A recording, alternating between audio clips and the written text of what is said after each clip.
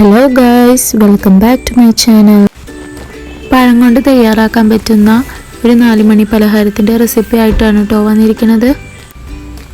ഞാനിവിടെ ഒരു പഴമാണ് എടുത്തിരിക്കുന്നത്. പഴത്തെ ചെറിയ കഷ്ണങ്ങളാക്കി ഒരു ബൗളിലേക്ക് അരിഞ്ഞെടുക്കാം. അരിഞ്ഞു വെച്ച പഴത്തെ കൈകൊണ്ട് നന്നായി ഉടച്ചെടുക്കാം. കൈകൊണ്ട് ഉടച്ചെടുക്കാൻ പ്രത്യേകം ശ്രദ്ധിക്കണം കേട്ടോ.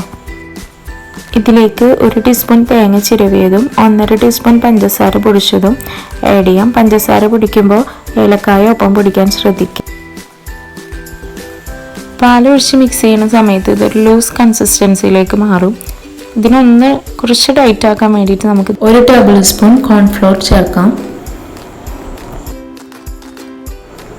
ഇതിനെ നന്നായി യോജിപ്പിച്ച് കൊടുക്കാം.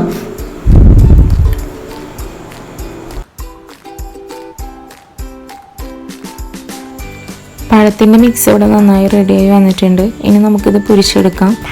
അതിന് വേണ്ടിയിട്ട് സ്റ്റവ് ഓൺ ചെയ്തൊരു ചീനച്ചട്ടി വെച്ചിട്ടുണ്ട്.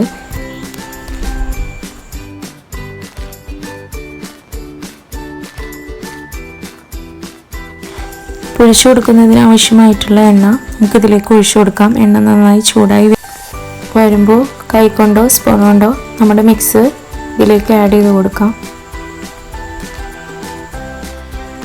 ഇതിനെ തിരിച്ചു മറിച്ച് നന്നായി വേവിച്ചെടുക്കാം.